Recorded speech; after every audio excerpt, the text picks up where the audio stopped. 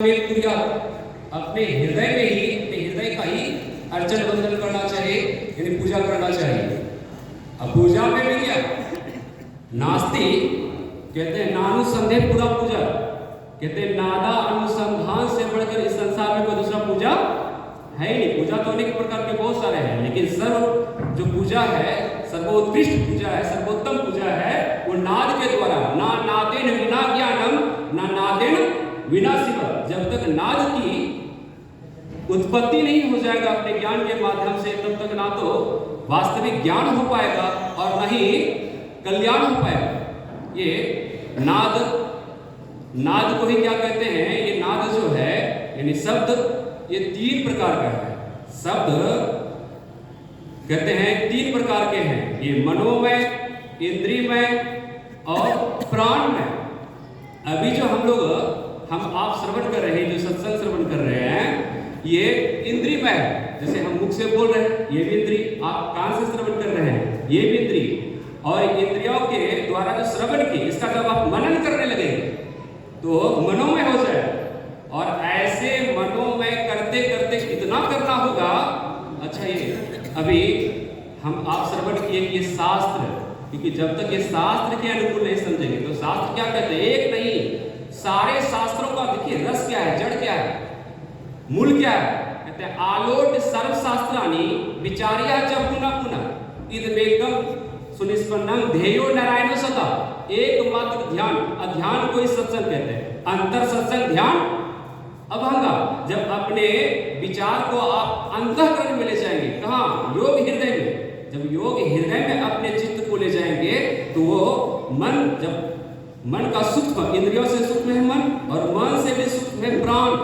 जब ऐसे प्राण से हम आप, जब प्राण के साथ तादात्म्य होगा ऐसे सत्य का, जैसे कुछ संसेवी जी महाराज की, वो देखिए क्या नाम है उनका, पहले पूर्व नाम था महावीर, अब बाद में संसेवी कैसे हो गए। इन्होंने ऐसे सत्य की सेवा किया, यानी सत्य मतलब संत, सत्य संतो संत, ऐसा रूप चलता है। ये जो सत्य है वही संत है।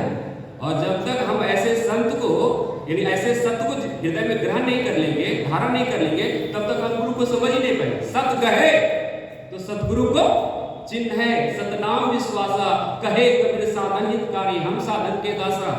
जब ऐसे सत्य को ग्रहण करेंगे तो कहाँ होगा, सत सद धर कर चल मिलन। ऐसे शब्द को यदि मिलना है तो कहाँ मिलेंगे, सत सद धर कर चल मिलन। आवरण सारे पार में, बाहर में जो हम लोग संतों से मिलते हैं ना, तो शास्त्रकार कहते हैं सलय सलय ना माणिक्यम मोर्तिक्यम ना गजय गजय और साधो ना ही सर्वत्रम चंदनम न बने बने। जितने भी जंगल हैं, वन हैं, सभी वनों में चंदन के वृक्ष होते हैं क्या? जितने भी हाथी हैं सबके अंदर गजमुक्ता होता है क्या? जितने भी, चलिए एक और उदाहरण, जितने भी सर्प हैं सबके अंदर मणि होता है क्या? ठीक उसी प्रकार जैसे नहीं होते वैसे भी संत सभी नहीं होते। हाँ, संत कोई बिरले होते हैं, और जो सच्चे संत होंगे वो अपनी पूजा नहीं करेंगे तो क्या कहेंगे, मुँह को कहाँ ढूंढे बंदे, मैं तो तेरे पास में भी कहाँ बताएंगे, तो कहेंगे निज तन में खोज सज्जन। कहाँ मिलेंगे निस्तन, ये तो स्थूल तन है, स्थूल सूक्ष्म कारण महाकारण तक ये जो तन है ये माइक तन है। निस्तन कहाँ होंगे, कैवल्य में, चिकित्सको अभिनव ने सामवेद में कहते हैं। ऐसे तन में जाकर जब ढूंढेंगे तो कहाँ मिलेंगे, कहते हैं ऊंची महल अगमपुर जहवा, ऊंची महल अगमपुर जहवा संत समागम होए, और जो कोई पहुंचे वही नगरिया तो आवागमन ना होए। इसी के लिए तो हम यहाँ बैठे हैं, आवागमन सब दुख ना दूजा, इसके निवारण के लिए प्रभु भक्ति। देखिए भक्ति का मतलब क्या, भक्ति ये दो है, यानी भक्ति को ही सत्संग कहते हैं। प्रथम भक्ति संतन कर संग, ये भक्ति भी है। देखिए भक्ति हमारे परंपरा क्या कहते हैं, आहो भक्त सारा भक्ति करू हो, असारा भक्ति करी तो संसार भ्रमत रही, अब भक्ति सब निष्फल हो, इसका फल भी नहीं मिलने वाला है। तो सार भक्ति कहाँ होगा, स्थूल सूक्ष्म कारण महाकारण केवल युग के पार, अपार गमन ही सार भक्ति है। अच्छा ये पार कैसे करेंगे? तो भिद्यते हृदय ग्रंथि छिद्यन्ते सर्व संशया क्षयन्ते चास्य कर्माणि तस्मिन् दृष्टे परावरे, यानी परे से परे मतलब जड़ से परे, स्थूल सूक्ष्म कारण महाकारक तक जड़, इससे परे केवल चेतन, इससे परे जब हम परमात्मा का, यानी परमात्मा मतलब राम और भी जिन भी नामों से जानते हैं, ऐसे जो परमात्मा है जो सत्य है, ऐसे सत्य का जब हम दर्शन करेंगे, ऐसे राम का जब हम दर्शन करेंगे, क्योंकि राम नाम अमर नाम, ये जो राम है वो सत्य है, ऐसे सत्य का जब दर्शन करेंगे तभी हम आप मुक्त हो पाएंगे।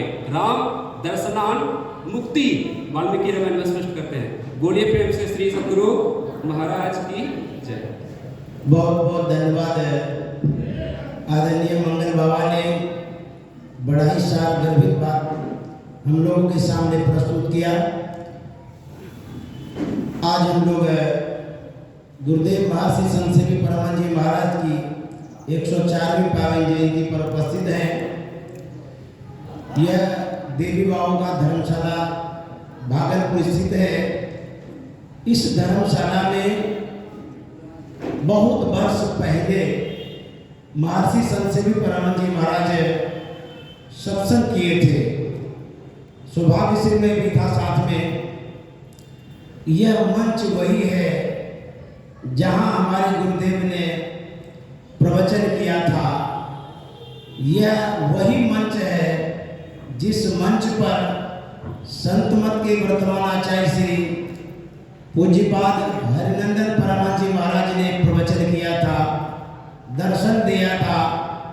और यह वही मंच है जिस मंच पर संत मत के प्रखर प्रवक्ता हमारे बीच डॉक्टर स्वामी विवेकानंद जी महाराज हैं, सतप्रकाश जी महाराज हैं, स्वामी नवीन बाबा भी हैं। इस मंच की शोभा आप महाजन से, अतिथियों से हो रही है। मैं आप सबको नमन करते हुए आगे के जो प्रवक्ता हैं नवीन बाबा से आग्रह करूंगा कि वो हमारे बीच 25 मिनट तक सेवा देंगे। हमारे गुरुदेव ने 87 वर्षों तक इस संत मत की सेवा में लगाया, 87 वर्षों तक इस संसार में रहे।